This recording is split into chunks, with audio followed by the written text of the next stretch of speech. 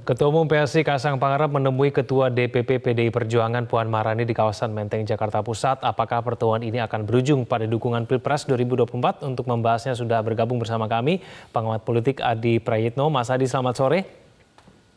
Selamat sore, Mas. Ya, Mas Adi, terima kasih atas waktunya. Mas Adi, kita sudah tahu ya bahwa Kaisang dan Puan sudah selesai menjalankan pertemuannya tadi berakhir kurang lebih jam 4 sore. Menurut Anda, Mas Adi, signifikansi pertemuan ini bagi kedua partai ini seperti apa, Mas Adi?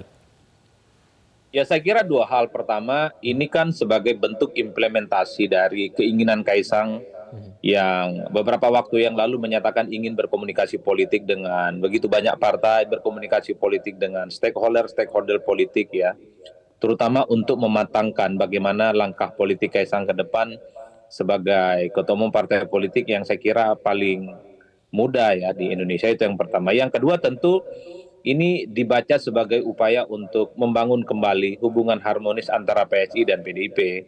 Karena kita tahu bahwa belakangan ini kan hubungan PDIP dan PSI kan rada kurang harmonis. Bahkan di berbagai kesempatan kita tahu bahwa sejumlah elit PSI itu kan sering mengkritik PDIP, mengkritik Ganjar Pranowo terkait dengan pencapresannya di 2024. Tentu dengan pertemuan hari ini antara Kaisang dan Mbak Puan misalnya, mencoba untuk menganyam kembali soal bagaimana mereka membangun kebersamaan, membangun komunikasi politik yang supaya tidak ada konfrontasi dan satu sama yang lainnya itu saling menegasikan. Tentu ini langkah-langkah awal sebagai upaya bagaimana misalnya apakah keduanya ini akan langsung untuk memutuskan bagaimana arah politiknya ke depan itu, Mas. Karena kalau dilihat kecenderungannya, rasa-rasanya memang ini hanya sebatas komunikasi politik awal antara elit-elit partai yang menurut saya komunikasi pertama kalinya sejak PSI seringkali berkonfrontasi dengan PDIP. Mas Adi, ada pernyataan yang mengatakan bahwa ada ajakan dari PDIP kepada PSI untuk mendukung Ganjar Pranowo. Seberapa besar kemudian peluang PSI akan mendukung Ganjar Pranowo setelah pertemuan sore hari ini, Mas Adi? Kalau kita membaca rata-rata memang sejak awal ketika Kaisang didapuk sebagai ketua umum PSI, Puan Maharani kan selalu mengatakan bahwa ayo Mas Kaisang bergabung dengan kita, bergabung dengan kami mendukung Ganjar. Itu kan ajakan politik yang sebenarnya sejak lama sudah disampaikan oleh Puan secara terbuka. Tentu tinggal bagaimana respon dari Kaisang dan teman-teman PSI dalam konteks ini ya. Tapi Mas Kevin, satu hal, kalau kita membaca angka-angka survei, angka-angka statistik, basis konstituen, elit-elit PSI itu sebenarnya sejak lama menaruh hati dan suka gitu ya terhadap Ganjar Pranowo. Itu terbukti kan beberapa waktu yang lalu mereka itu menyatakan deklarasi politiknya kepada Ganjar. Tapi dukungan politik itu kan kemudian agak sedikit menjadi problem ketika hubungan PSI dan PDIP tidak akur. Karena PSI itu dianggap mendahului PDIP yang saat itu belum mengumumkan siapa kandidat capres yang akan diusung. Jadi kalau kita membaca suasana hati PSI sebenarnya adalah ke Ganjar ya. Tapi kan seringkali faktor-faktor politik ya, faktor komunikasi, faktor psikologis, tentu ini akan semakin rumit kita membaca kira-kira kemana arah politik PSI itu ke depan. Karena PSI ini apapun judulnya adalah partai politik yang saya kira memang tarikan nafasnya itu mereka menggunakan jargon Jokowisme yang saya kira dalam banyak hal pasti berkomunikasi dengan Jokowi, apalagi sekarang ada Kaisang yang kita semua pasti tahu merupakan kompas politik kemana arah politik presiden ke depan, Mas. Jadi sekalipun ada ajakan dari PDIP, dari Mbak Puan khususnya untuk berkoalisi dengan mereka, ini tinggal kita tunggu sejauh mana gitu ya PSI akan segera melabuhkan sikap politiknya ke depan.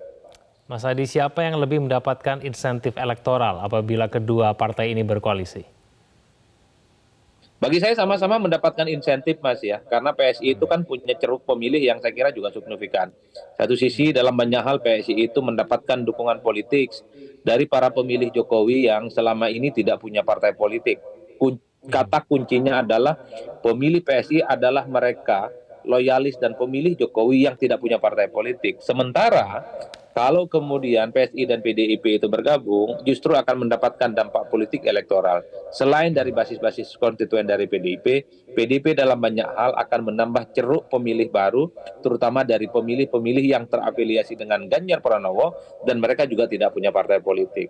Jadi bagi saya sekalipun dua partai ini bergabung, satu sama yang lainnya itu ada mutual interesting dan mutual understanding yang saya kira sudah punya irisan politik masing-masing. Meski dalam batas-batas tertentu, misalnya kita tahu bahwa pemilih PSI dan pemilih PDIP itu saling beririsan, Mas.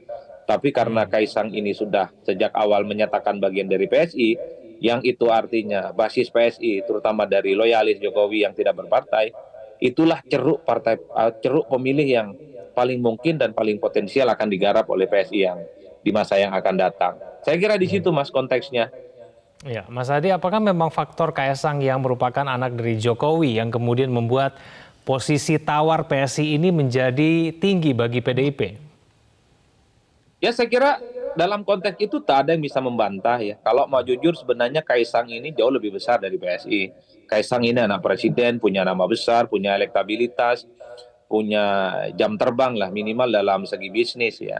Apalagi PSI ini kan partai politik yang tidak lolos ke Senayan. Jadi tidak Ya. mengherankan kalau kemudian ketika Kaisang menjadi anggota PSI, justru elit-elit PSI yang mendatangi rumah Kaisang itu menunjukkan bahwa PSI lah yang butuh sama Kaisang, bahwa Kaisang lah yang sebenarnya jauh lebih besar dan jauh lebih tinggi oleh PSI. Jadi di situ konteksnya, ya tentu karena Kaisang ini adalah anak presiden. Yang kedua, Mas, harus diakui, kita ini kan melihat Mas Kaisang bukan sosok yang bebas nilai. Pasti tarikan napas, orkestrasi dan dinamika politiknya. Pastinya ini pasti mendapatkan komunikasi, pasti mendapatkan arahan dan advice Hmm. dari presiden secara langsung. Bahkan dalam banyak hal publik menilai bahwa Kaisang ini adalah kompas politik presiden ke depan. Jadi kemana Hmm. arah politik Kaisang, disitulah sebenarnya suasana hati politik Jokowi. Hmm. Misi politik PSI untuk misi politik dari PSI ini akan tercapai tidak Mas Adi kalau bertemunya Puan Maharani, bukan Ketua Umum PDIP Megawati Soekarno Putri?